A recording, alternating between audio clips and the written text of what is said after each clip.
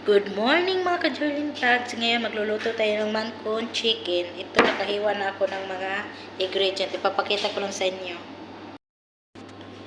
Yung manok, kiniwa ko siya ng 4 na piraso. Yung isang buo, 4 na slice.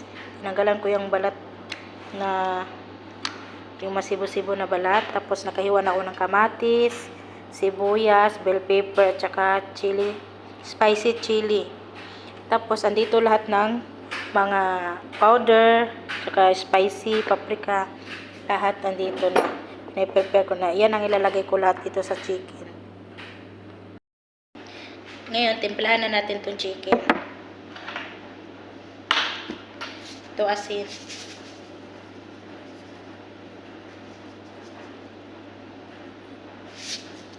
Depende lang sa inyo kung anong ilalagay nyo na powder, na spicy. Sa akin kasi ito, paglalagay ko to para mabango yung chicken. Depende lang sa inyo kung anong ilalagay nyo na powder.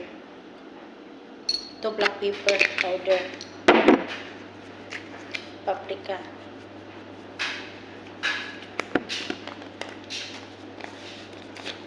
Ilalagay ko konti ng cinnamon powder kasi gusto ng amo ko yung cinnamon powder.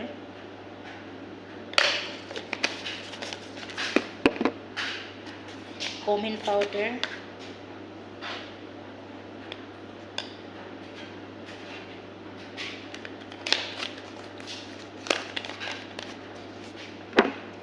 Hill powder.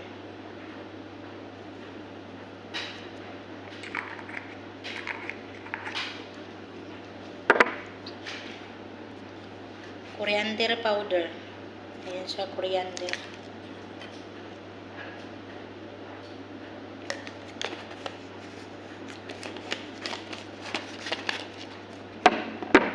Turmeric powder.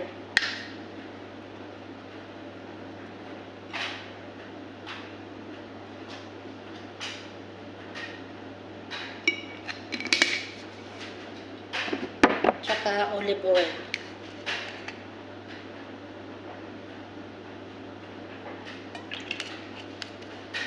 Halo-haluin lang natin. Malinis na yung kamay ko.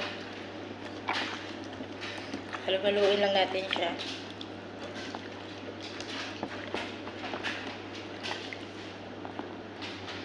Ayun na siya. Na-mix na natin. No? Ilalagay na natin dito sa kaldero.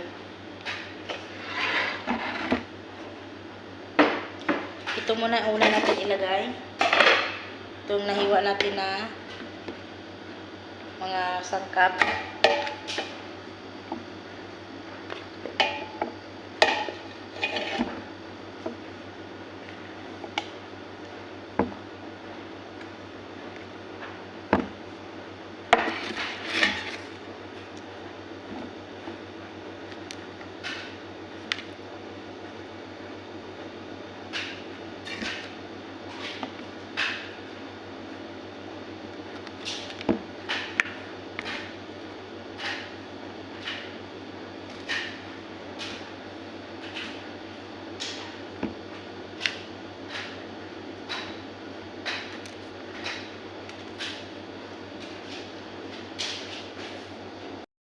Nilalagay natin yung nakahiwa ng sangkap. Tapos ilalagay na natin tong chicken. Dapat yung balat niya, nakaganyan siya, nasa ilalim yung balat niya. Yung may balat.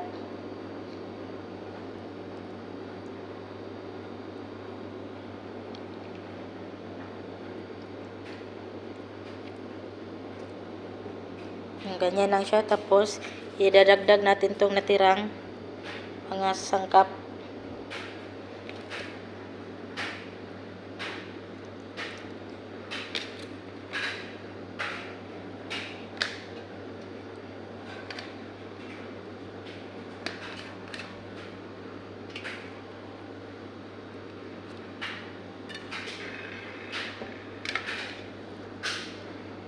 Ayan siya. Tapos yung pinagtimplahan ng manok, nilagyan ko siya ng kunting tubig lang siya para ilagay ko dito.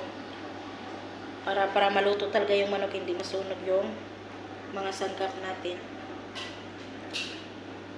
Ayan siya. Kunti lang kasi sayang kasi yung tapos nilalagyan ko siya lang nito kasi gusto ng amo ko to. Kasi napabanguhan daw siya nito. Tapos sa chicken, mga karne. Ilalagay ko to siya dito sa chicken.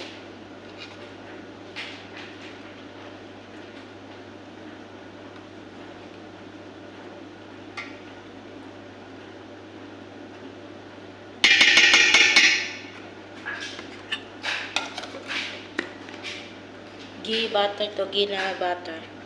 Ayan siya. At ngayon, ilalagay na natin tong pinakaluan na bigas. Lagay na natin ito sa ibabaw.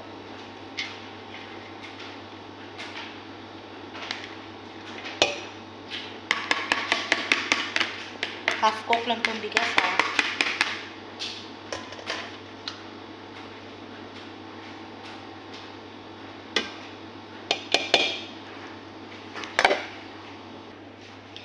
Maglalagay lang ako ng kunting butter sa ibabaw.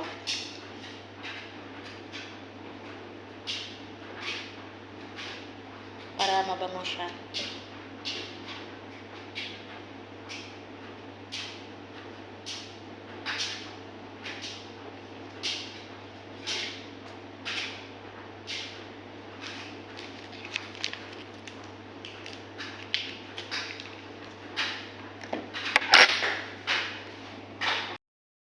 Ito na siya, yan na siya. Nakaready na sa ilalim na yung manok niyan. Takpan na natin. Tapos ang pagsalang nito, 5 minutes yung malakas na apoy. Tapos pagkatapos ng 5 minutes, hinaan yung apoy, yung mahinang-hina talaga na hanggang maluto yung chicken niya para hindi siya masunog. Salang na natin.